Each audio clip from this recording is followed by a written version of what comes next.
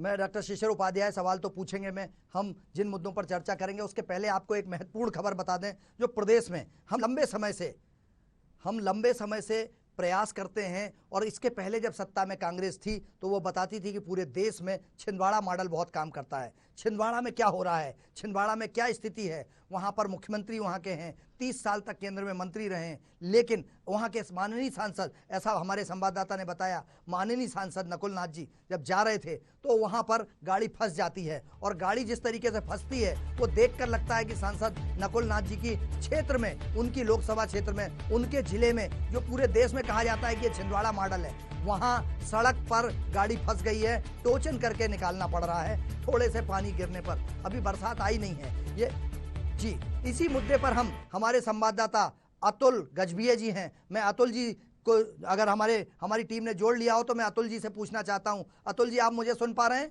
जी sir, बताएं। अतुल जी, क्या हुआ? ये छिंदवाड़ा मॉडल पूरे देश में फेमस है, और अगर सांसद की गाड़ी फंस जाती है, उसको लोग निकालते हैं, तो क्या लगता है अतुल जी, कैसा ये आप महसूस करते हैं कि क्या विकास के सिर्फ थोथे वादे किए जाते हैं, या इसके लिए कोई वास्तविक रूप से दोषी है?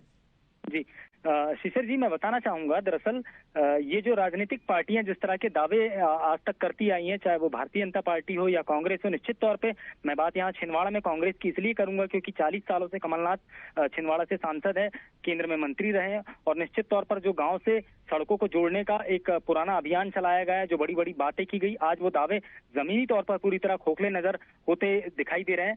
और बात यहाँ पर सिर्फ कांग्रेस की ही क्यों की जाए, 15 सालों से प्रदेश में भारतीय जनता पार्टी की सरकार है। शिवराज सिंह चौहान ने हमेशा ये कहा है कि हमने आम आदमी को सड़कों से जोड़ दिया है, सुदूर आवागमन को भी पूरी तरह से सुदूर कर दिया है।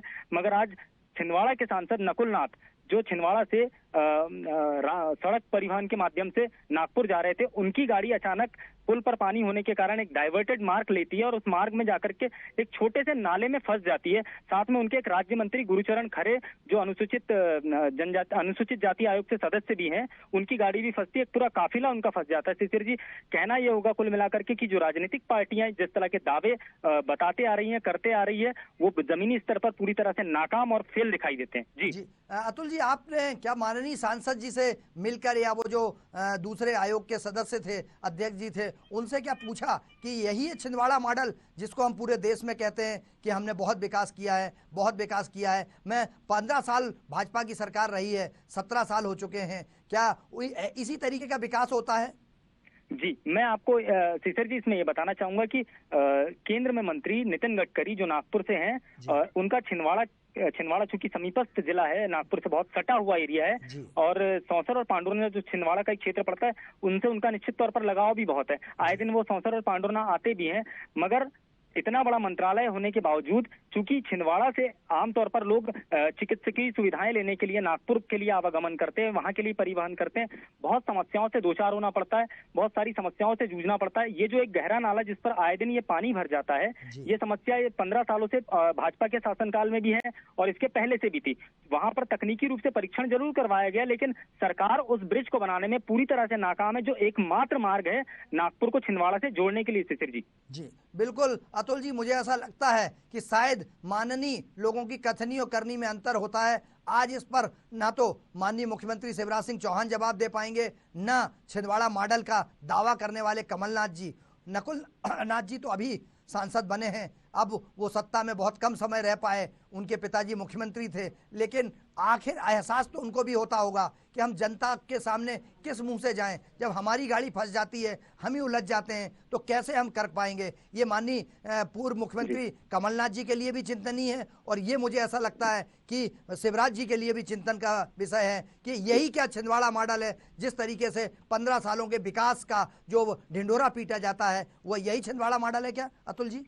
जी शिशिर जी, बिल्कुल आपने बिल्कुल सही मुद्दे पर बात की है। सर, मैं बताना चाहूंगा इसमें कि भारतीय जनता पार्टी 15-17 सालों से जो दावे करते आ रही है कि हमने आम आदमी को सीधे सरकार के साथ जोड़ दिया है, सीधे सुविधाओं के साथ जोड़ दिया है, जमीनी हकीकत जब एक छिंदवाड़ा के सांसद की गाड़ी, क्यों सिर्फ बीजेपी को हम इस बात को लेकर के प्रश्न या सवाल खड़े करें, निश्चित तौर पर कांग्रेस पर भी ये सवाल खड़े होते हैं कि आखिर आपके 40 सालों का विकास कहाँ जाता है। आखिर आप जो 40 सालों से दावे करते आ रहे हैं, ये जो एकमात्र मुख्य मार्ग है नागपुर से छिंदवाड़ा, चूंकि एक बड़ा टाउन है, बड़ा हब है, यहाँ से आम आदमी सीधे वहां पर अप्रोच करता है हर चीज के लिए, चाहे वो चिकित्सकीय सुविधाएं जो सबसे महत्वपूर्ण है।